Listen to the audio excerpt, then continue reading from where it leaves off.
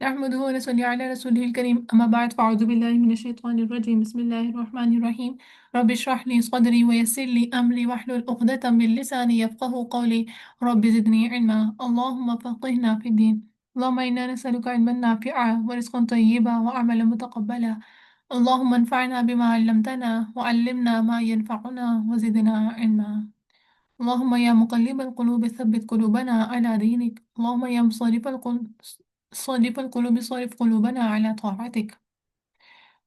Surah Al Imran, ayat number 130. Bismillahirrahmanirrahim. يا أيها الذين آمنوا لا تأكلوا الربا أضعافا مضاعفة أضعافا مضاعفة واتقوا الله لعلكم تفلحون واتقوا النار التي أعدت للكافرين وأطيعوا الله والرسول لعلكم ترحمون ترجمہ یا ایھا الذین آمنو اے لوگو جو ایمان لائے لا تأکلو نہ تم کھاؤ ربا سود اضعافاً کئی گنا مضاعفاً بڑھا چڑھا کے واتقوا اور ڈرو اللہ سے لعلکم تاکہ تم تفلحون تم فلاح پا جاؤ۔ اچھا پیچھے یہاں پر ذکر ہو رہا تھا غزوہ احد کا، تو اچانک سے یہاں پر سود کی بات کیسے آ گئی؟ غزوہ احد میں ناکامی کے بعد جو ہے وہ رسول صلی اللہ علیہ وسلم غزوہ احد میں جو ناکامی تھی وہ نبی کریم صلی اللہ علیہ وسلم کی ایک تو نافرمانی کی وجہ سے ہوئی تھی، جب انہوں نے کہا تھا کہ کچھ بھی ہو جائے اپنی جگہ نہیں چھوڑنی، انہوں نے چھوڑی، اور چھوڑی بھی تو کس لیے؟ دنیا کے مال کی لالچ میں آ کے انہوں نے مال غنیمت سمیٹنا شروع کر دیا تھا، تو اس لیے اب طمع دنیا ان کے اندر تھی، تو وہ سب سے زیادہ بھیانک ہے، اور یہ چیز جب انسان کے دل میں آ جائے نا تو وہ سود تک کیسے پہنچ جائے پتہ نہیں چلتا، طمع دنیا میں، دنیا کی چاہت میں۔ تو اس لیے یہاں پہ کہا ہے کہ بڑھا چڑھا کے سود نہ کھاؤ، مطلب کسی بھی طریقے سے سود جائز نہیں ہے، چاہے سود کم ہے زیادہ ہے، ہر جس طرح کا بھی ہے نا وہ حرام ہے۔ اور یہاں پر ایگزیکٹ مطلب ڈائریکٹ ورڈز ہیں کہ نہیں تم نے کھانے، مطلب یہ کوئی آپشنل نہیں ہے، کوئی چوائس نہیں ہے، سیدھا ڈائریکٹ جو ہے یہاں پہ منع کیا گیا ہے۔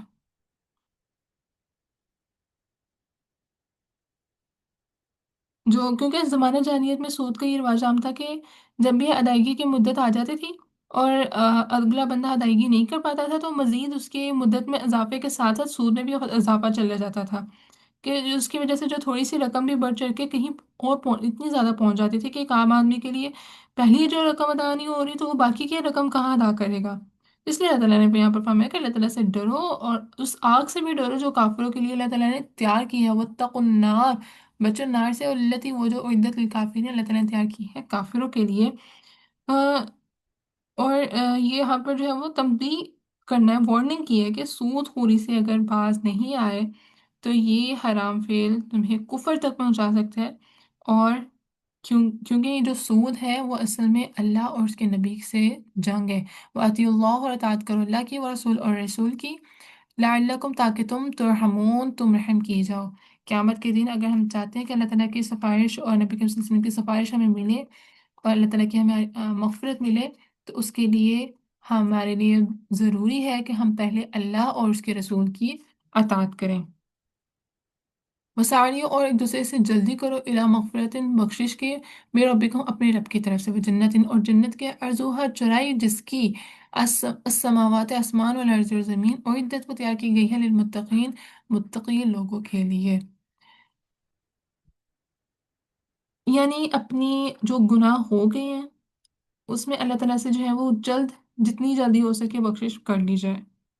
اور ایسے ایسے کام پھر ایسے ایسے کاموں میں بھی جلدی کی جائے، وہ ساری جلدی کی جائے کہ جو ہمیں جنت تک بھی لے کے جا سکے، مغفرت ہوگی اللہ تعالیٰ کی اور اللہ تعالیٰ کی جنت ملے گی، اور جنت کی تعریف کیا ہے، اس کی چوڑائی صرف زمین اور آسمان جتنی ہے۔ اور وہ کس کے لیے تیار کیا ہے؟ صرف اور صرف متقین کے لیے، جیسے اوپر کفار کے لیے عذاب النار تھا، یہ جنت ہے متقیوں کے لیے۔ والذین، وہ لوگ جو ینفقون خرچ کرتے ہیں، فسرائی خوشی میں، والضرائی اور تکلیف میں، والکاظمین اور ضبط کرنے والے ہیں، غیظ سخت غصے کو، والعافین اور درگزر کرنے والے ہیں، عن الناس لوگوں سے، واللہ لا یحب محبت رکھتا ہے محسنین احسان کرنے والوں سے۔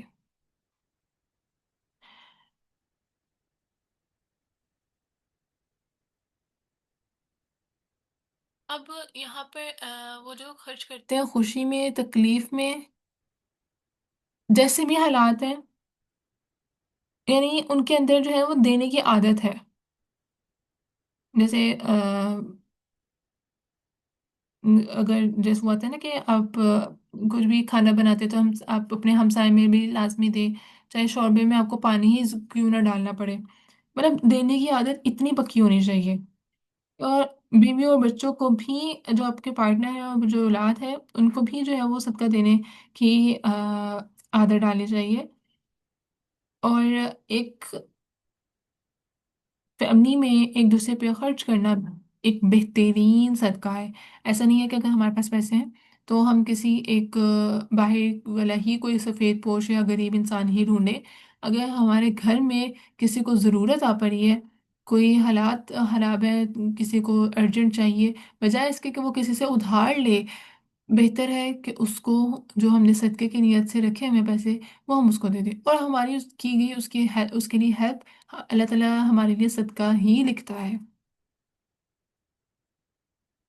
کیونکہ حدیث کا مفہوم ہے، تمہارا مال اصل میں وہ مال ہے جو اللہ تعالیٰ کی راہ میں خرچ کرتے ہو، اور جو چھوڑ کے وہ تو وارثوں کے لیے ہے۔ تو اس لیے یہ کہنا ہے کہ مہنگائی بہت ہے، گزارا نہیں ہوتا، یہ اس بات کی نشانی کرتا ہے کہ ہم سے جو ہے وہ امید نہیں رکھو، ہم نہیں دے سکتے، اکثر کہتے ہیں نا لوگ۔ تو حالانکہ اللہ تعالیٰ نے ان کو اتنا دیا ہوا ہوتا ہے، اچھے کپڑے پہن رہے ہیں، کھا پی رہے ہیں، اچھی جگہ گھوم پھر رہے ہیں، چلے کوئی بعض دفعہ کچھ اونچ نیچ ہو جاتی ہے، کوئی ایک آدھ، اگر سیزن میں 5 سوٹ بنتے تھے 4 سل گئے ہیں، 10 سوتے تھے 5 سل گئے ہیں، تو ایٹ لیسٹ ہے تو۔ تو اس لیے اگر انسان یہ اپنا رونا روتا ہے نا، تو اس کا مطلب یہ ہوتا ہے کہ اگلا بندہ جو ہے اگر اس کو کوئی ضرورت بھی ہوتی ہے نا، تو وہ اپنی ضرورت بیچارہ کہہ بھی نہیں پاتا کہ اچھا یار اس کی تو خود تو حالات خراب ہے، تو میں کیسے اس کو کہہ دوں گی، اور یہ کچھ جو ہے وہ نہ دینے کے لیے بھی اپنے زبان سے یہ الفاظ نکال دیتے ہیں۔ کبھی کسی کے سامنے یہ نہیں کہنا چاہیے یار بہت حالات خراب ہے، اور ہمارے پاس پھر کچھ سیونگس ہوں گی اگلے کے، بہت ضرورت جو ہم لوگوں نے رکھا ہوتا ہے نا ارجنٹ کے لیے، یہی مرضی ہم لوگ تو، ہمارے وہ ارجنٹ کام کہاں گیا؟ کہیں بھی نہیں۔ آگے کسی کو ضرورت پڑ رہی ہے تو اس کو دے دے، اللہ تعالیٰ لازمی ضرور دیتا ہے، اور وہ ایسی ایسی جگہوں پر دیتے ہیں جب انسان کو کہیں پر امید بھی نہیں ہوتی نا، اور اس کو چاہیے ہوتا ہے، اور پتہ بھی نہیں چلتا کہاں سے اللہ تعالیٰ سبب بنا کے دے دیتے ہیں۔ یہ اس بیلیف کے بعد ہوتا ہے، اس ایکشن کے بعد ہوتا ہے، جب اللہ تعالیٰ سے ہم لوگ واقعی میں اس ٹائم پر اللہ تعالیٰ کے لیے خرچ کیا ہوتا ہے، جب ہمارے ہمارے پاس مائٹ بھی صرف تھوڑے سے سیونگز رہ گئی ہوں، یا اگلا بندہ بہت زیادہ ضرورت مند تھا اور ہم نے اپنی خواہشات کو تھوڑا سا کم کر لیا، خواہشات، ٹھیک ہے، نوٹ نیسیسٹیز، یہاں پر خواہشات کی بات ہو رہی ہے۔ پھر آگے والکاظمین الغیظ، ضبط کرنے والے ہیں اپنے غصے کو۔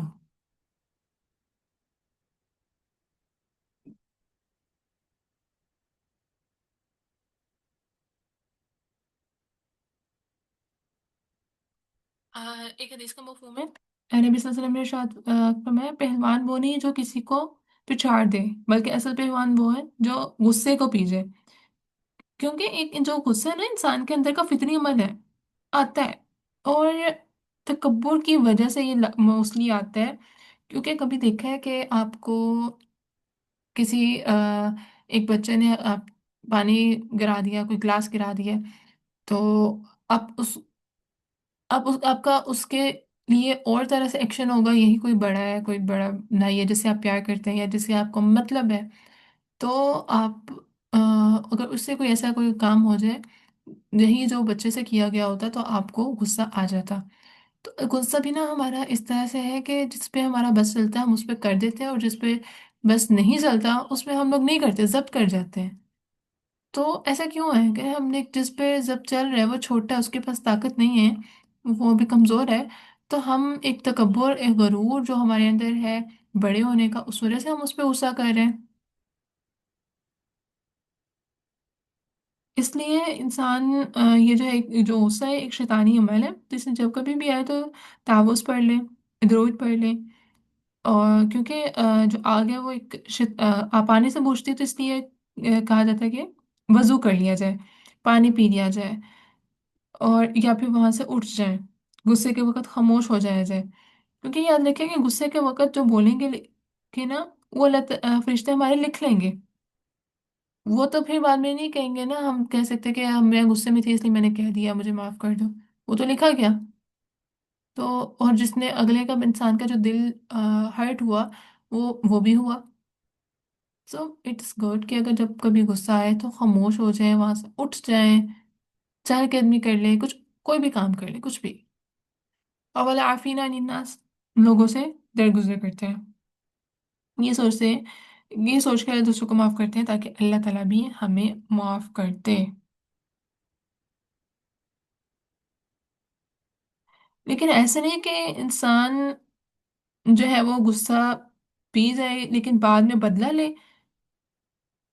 बल्कि ऐसा होना चाहिए कि इंसान अगर गुस्सा पी रहा है ना, तो इसके साथ ही उसको माफ भी करना है। ये नहीं कि अभी गुस्सा, बाद में किसी और मौके पे, जो कहते हैं कि जब मौका आए तो लिया जाए, तो तब भी नहीं ऐसा लेना चाहिए। क्योंकि माफ करने पर भी अल्लाह ताला का हक है। फिर अल्लाह ताला युहिब्बुल मोहसिनीन, मोहब्बत करता है एहसान करने वालों से। तो जो मोहसिनीन है ना, एहसान वाला इंसान, वो असल में तकलीफ और तंगी में खामोश रहता है, और ऐसे लोगों से खामोश नहीं बल्कि हुस्न सलूक करता है जो गुस्सा दिलाते हो।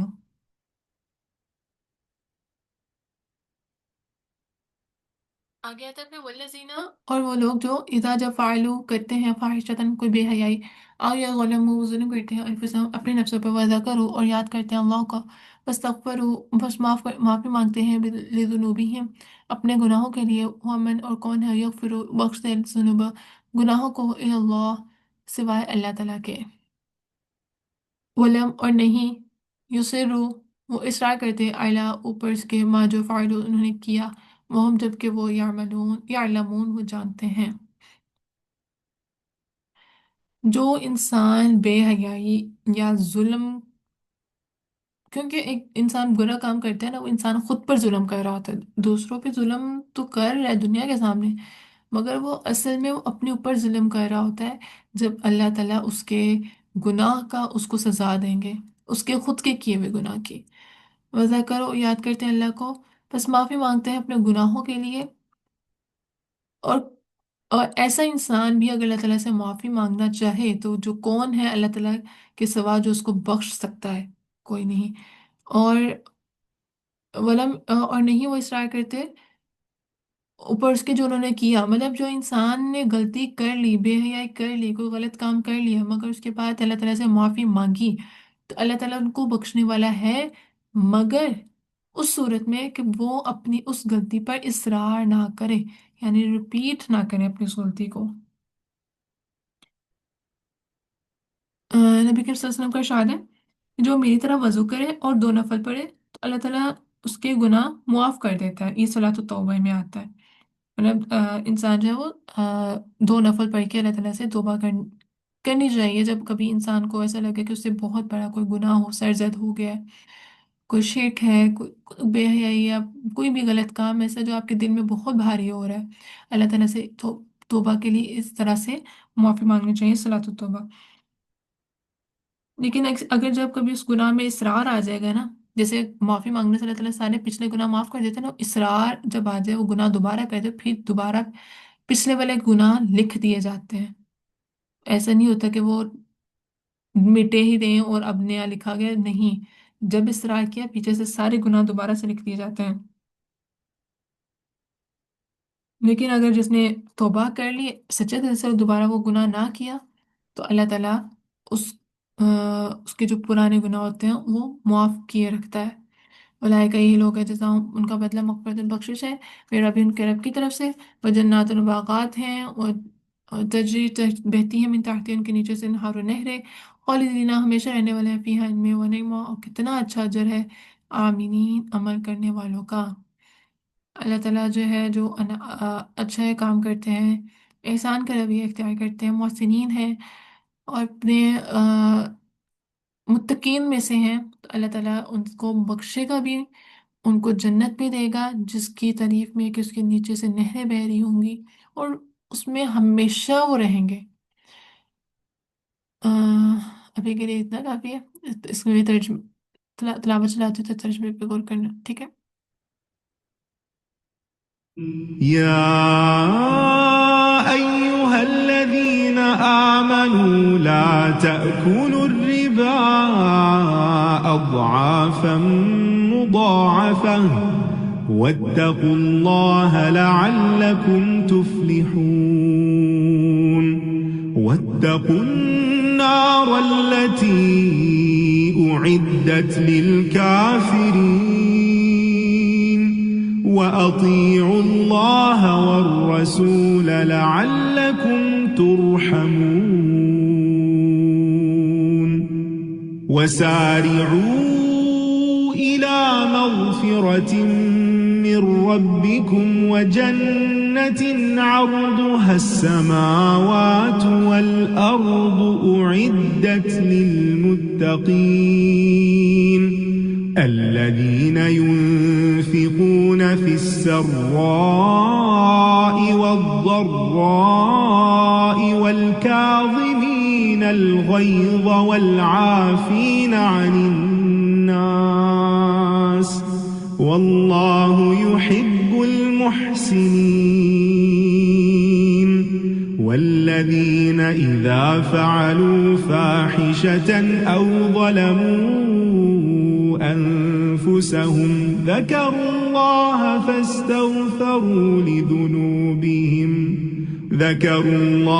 فاستغفروا لذنوبهم ومن يغفر الذنوب إلا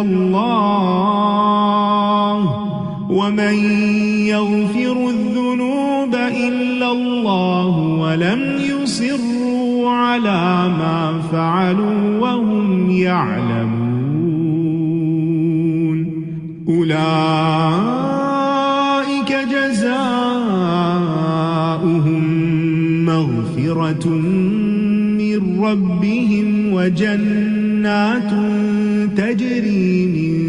تحتها الأنهار خالدين فيها ونعم أجر العاملين۔ آمین، صدق اللہ العظیم۔ ویسے آپ نے نا جو رمضان کی وش لسٹ ہے نا، اس میں یہ دعا بھی لازمی شامل کر لیں کہ اللہ تعالیٰ ہمیں اس